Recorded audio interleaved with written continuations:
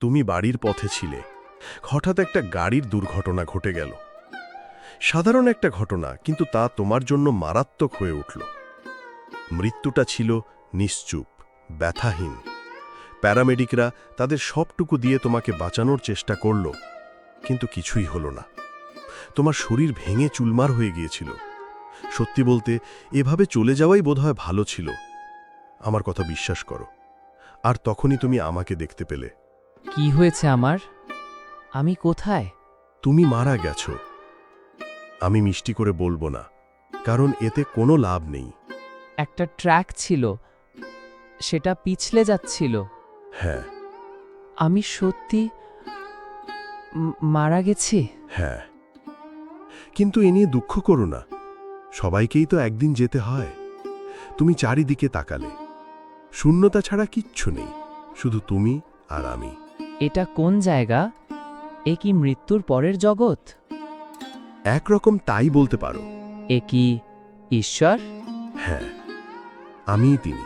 আমার সন্তান, আমার স্ত্রী, তারা কেমন থাকবে? এটা শুনে আমার ভালো লাগলো। আমি বললাম, তুমি সবে পৃথিবী ছেড়েছ, অথচ তোমার প্রথম চিন্তা তোমার পরিবারের জন্য। এটা সত্যিই প্রশংসনীয়। তুমি আমার দিকে বিস্ময়ে তাকালে।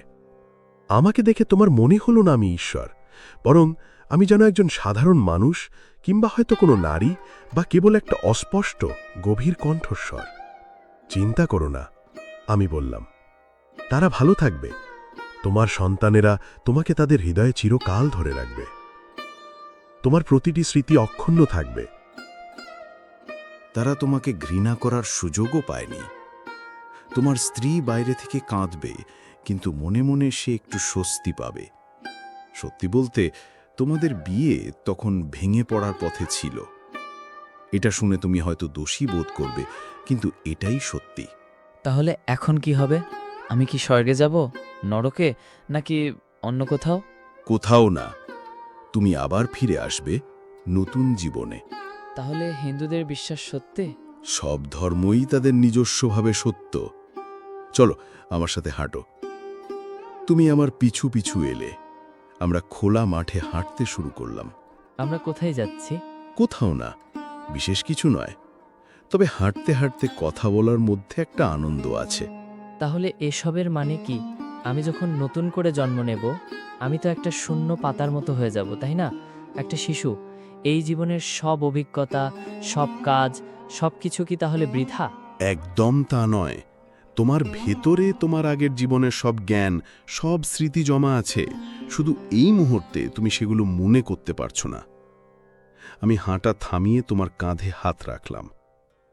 তোমার আত্মা এমন এক বিশাল, সুন্দর, অপরিমেয় জিনিস যা তুমি কল্পনাও করতে পারবে না। মানুষের মন শুধু তোমার সত্তার একটি ক্ষুদ্র অংশ ধরে রাখতে পারে। এটা যেন এক গ্লাস জলে আঙুল ডুবিয়ে দেখা, জলটা ঠান্ডা না গরম। তুমি তোমার একটি অংশ সেই জীবনে পাঠাও, আর ফিরে এলে সেই অংশের সব অভিজ্ঞতা তোমার মধ্যে জমা হয়। গত ৪৮ বছর তুমি একজন মানুষ হিসেবে জীবন কাটিয়েছ, তাই তোমার বিশাল চেতনার পুরোটা এখনো অনুভব করনি। আমরা যদি এখানে বেশিক্ষণ থাকি, তাহলে তুমি ধীরে ধীরে সব মনে করতে শুরু করবে, কিন্তু প্রতিটি জীবনে এটা করার দরকার নেই। তাহলে আমি কতবার পুনর্জন্ম নিয়েছি? অনেক, অগণিতবার, বিভিন্ন জীবনে বিভিন্ন রূপে। এবার তুমি ৫৪০ খ্রিস্টাব্দে চীনে একজন কৃষক মেয়ে হবে। অপেক্ষা করো, কি বললে? তুমি আমাকে অতীতে পাঠাচ্ছ? একরকম তাই। তবে তুমি যে সময়ের কথা বলছো, সেটা শুধু তোমার মহাবিশ্বের মধ্যে আছে। আমি যেখান থেকে এসেছি, সেখানে সময়ের ধারণা অন্যরকম। কোথা থেকে এসেছো তুমি? আমি একটা জায়গা থেকে এসেছি, একটা ভিন্ন জগৎ। সেখানে আমার মতো আরও অনেকে আছে। আমি জানি তুমি জানতে চাও সেটা কি জায়গা, কিন্তু সত্যি বলছি, তুমি এখন তা বুঝতে পারবে না, তাই বললেও লাভ নেই। ওহ, তুমি একটু হতাশ হয়ে বললে। কিন্তু এক মিনিট, যদি আমি বিভিন্ন সময় জন্ম নিই, তাহলে কি আমি কখনো নিজের সাথে নিজেই দেখা করেছি? নিশ্চিতভাবে এটা সবসময় ঘটে, কিন্তু যেহেতু প্রতিটি জীবন শুধু তার নিজের বর্তমান সময়ের কথা জানে, তাই তারা বুঝতেও পারে না যে তারা একে অপরের সাথে মিলিত হচ্ছে। তাহলে এসবের উদ্দেশ্য কি? আমি তোমার চোখের দিকে গভীরভাবে তাকালাম। জীবনের অর্থ, যে কারণে আমি এই পুরো মহাবিশ্ব সৃষ্টি করেছি, তা হলো তোমার বেড়ে ওঠা, তোমার পরিণত হওয়া। মানুষের অর্থ কি? তুমি চাও আমরা সবাই বড় হই? না, শুধু তুমি। আমি এই বিশাল মহাবিশ্বটা কেবল তোমার জন্য তৈরি করেছি। প্রতিটি নতুন জীবনে তুমি আরও বড় হও, আরও জ্ঞানী হও, আরও মহৎ হও। শুধু আমি? অন্য সবাইয়ের কি হবে? অন্য কেউ নেই, এই মহাবিশ্বে শুধু তুমি আর আমি। তুমি আমার দিকে তীব্র দৃষ্টিতে তাকালে, কিন্তু পৃথিবীর সব মানুষ? তারা সবাই তুমি, তোমারই ভিন্ন ভিন্ন রূপ। অপেক্ষা করো, আমি সবাই? এখন তুমি বুঝতে শুরু করছো। আমি কি তবে সেই সব মানুষ যারা এখন পর্যন্ত বেঁচে ছিল? আর যারা ভবিষ্যতে বাঁচবে তারাও তুমি। আমি আব্রাহাম লিঙ্কন। আর তুমি জন ওয়েলকস বুথ। আমি হিটলার। তুমি ঘৃণার সাথে বললে, আর তুমি তার হত্যা করা লক্ষ লক্ষ মানুষ। আমি যিশু। আর তুমি তার সব অনুসারীও। আমি শান্ত হলাম। প্রতিবার তুমি যখন কাউকে কষ্ট দিয়েছ, তুমি নিজেকেই কষ্ট দিয়েছ। প্রতিটি ভালো কাজ তুমি নিজের জন্যই করেছ। যে কেউ কখনো সুখ বা দুঃখ অনুভব করেছে বা করবে, সেটা তুমিই ছিলে, তুমিই হবে।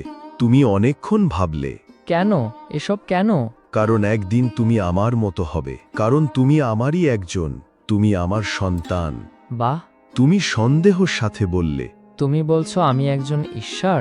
তুমি এখনো নও, তুমি এখনো একটি ভ্রূণ মাত্র। তুমি এখনো বেড়ে উঠছ। প্রত্যেক মানব জীবনের শেষে তুমি একটু একটু করে পরিপক্ক হচ্ছ। এই পুরো মহাবিশ্বটা হলো একটি ডিম।